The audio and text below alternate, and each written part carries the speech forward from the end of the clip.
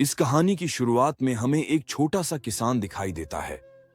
कस्बे के लोग खेतों में फसल की कटाई कर रहे होते हैं।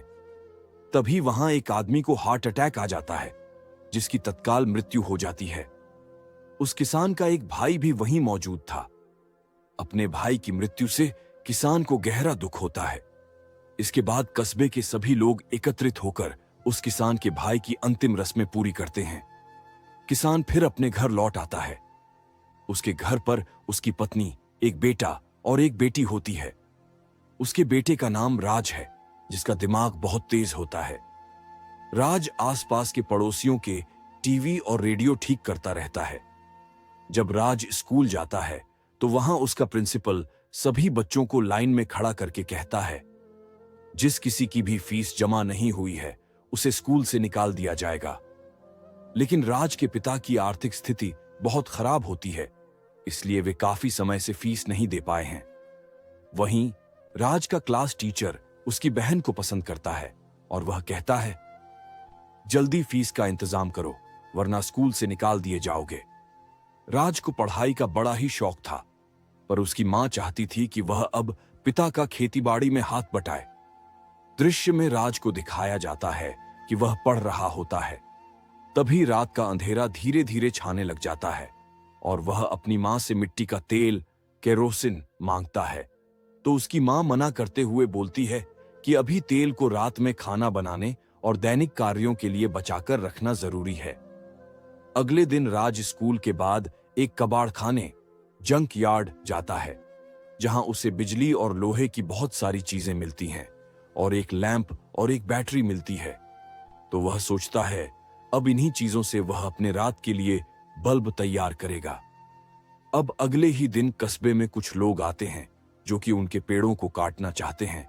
बदले में उनको कुछ पैसों का लालच देते हैं, पर गांव का प्रधान यह कहते हुए मना कर देता है कि यही पेड़ हमें बाढ़ जैसी आपदाओं से बचाते हैं। यही कट गए तो हमारी फसल की बाढ़ से बर्बादी हो जानी है। और राज के पिता भी प्रधान से सहमत होते हैं, पर बाकी सारे किसान उन पैसों के लालच में आके कागज पर हस्ताक्षर कर देते हैं, जिस पर लिखा होता है, यह पेड़ अब उन्हीं के हो गए, वो जब मर्जी काट सकते थे।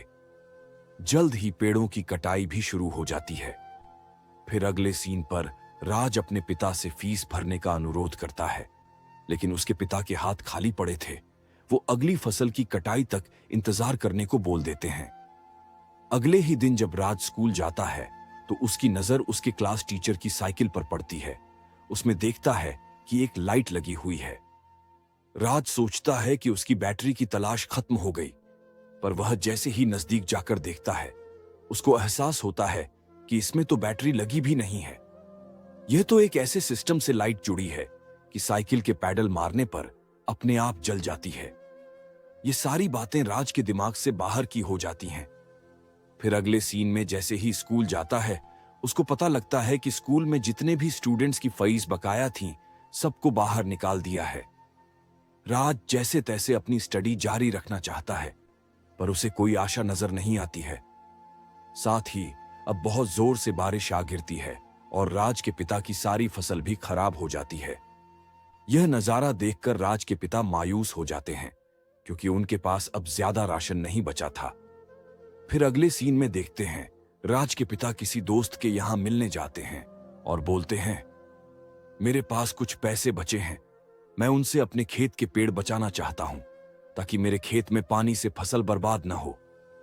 तब उनका दोस्त कहता है, बहुत जल्दी सूखे की मार पड़ने वाली है, यह पैसे तुम फिलहाल बचा कर रखो, यह पैसे अभी तुम्हारे बुरे वक्त में काम आने हैं। राज के पिता को कोई मदद न मिलने पर हताश होकर घर लौट जाते हैं। जल्द ही गर्मियों का मौसम आ जाता है और जमीन रेगिस्तान की तरह सूख जाती है।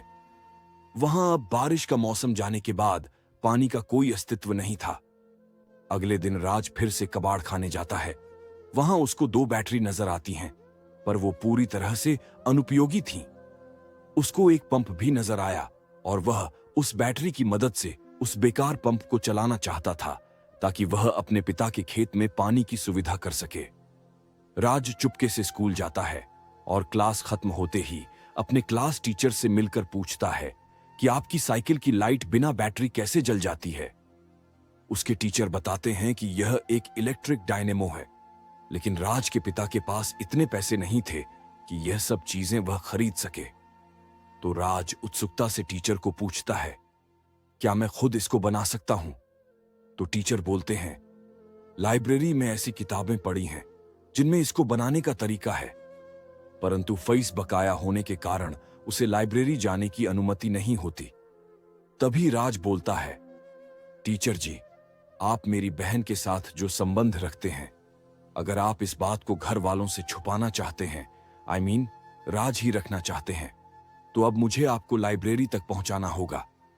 यह सुनकर टीचर को उसकी बात पर सहमत होना पड़ता है और वह राज को लाइब्रेरियन के पास ले जाते हैं और उसको परमिशन भी दिलवा देते हैं।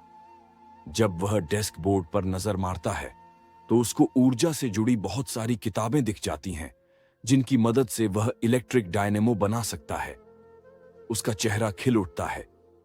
कुछ ही दिनों बाद कस्बे में राष्ट्रपति आते हैं और गांव के प्रधान राष्ट्रपति से कुछ पैसों की गुहार लगाते हैं और अपने गांव की समस्याएं उनको बताते हैं।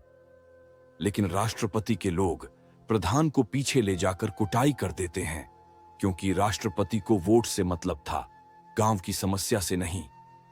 तब राज के पिता भी समझ जाते हैं कि गांव की समस्या का जिम्मा खुद को ही उठाना पड़ेगा।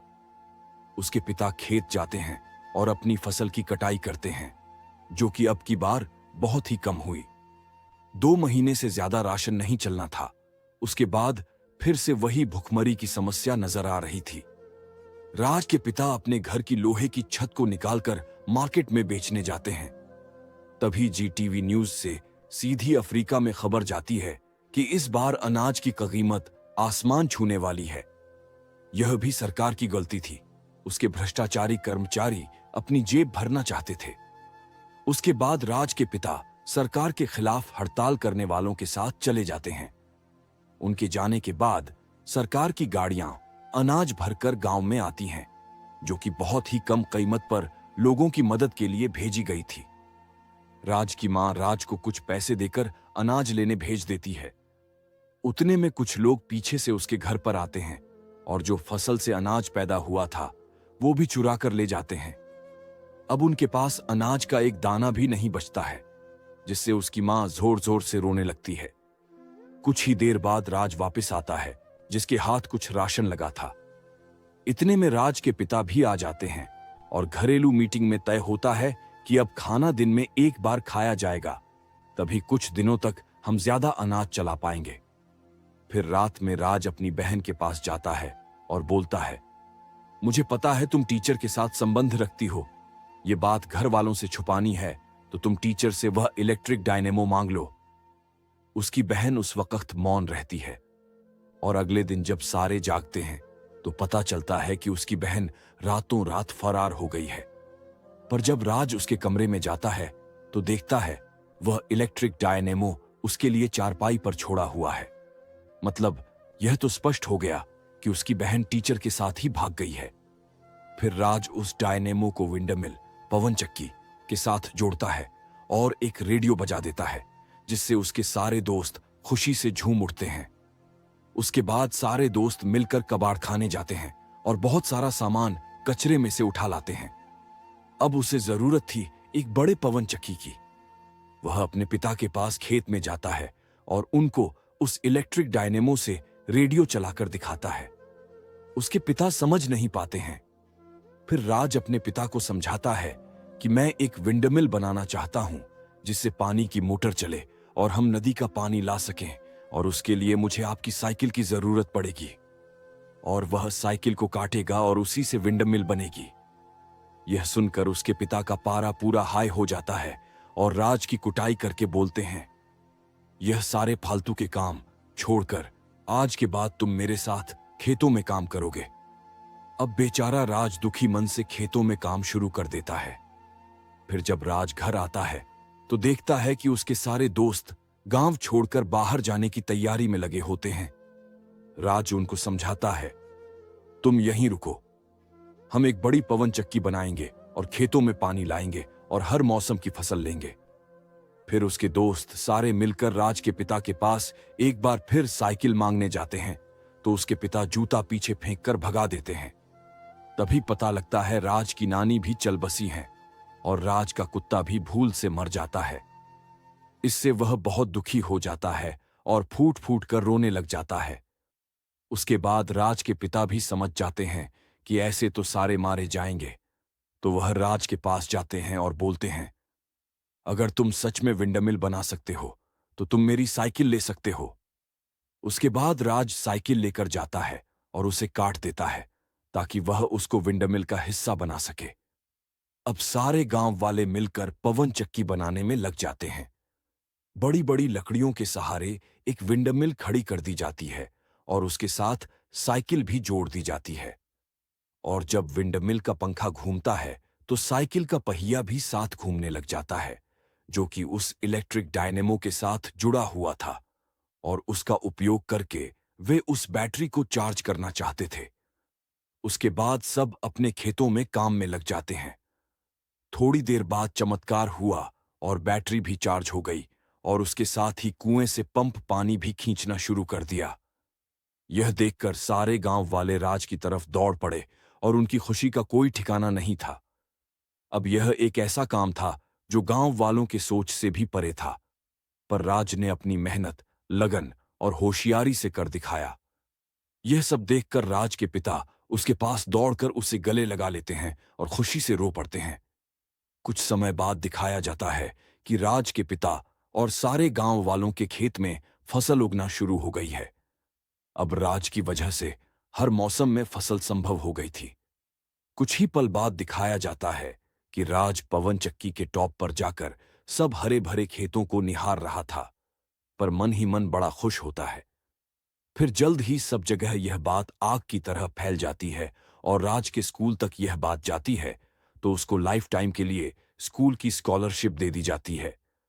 अब वह जीवन भर बिना किसी खर्च के पढ़ने जा सकता है। इसी के साथ कहानी खत्म होती है। यह एक सच्ची घटना पर आधारित फिल्म है, क्योंकि मैं खुद वहां अफ्रीका में उस समय मौजूद था। अलविदा, बाय बाय, टेक केयर।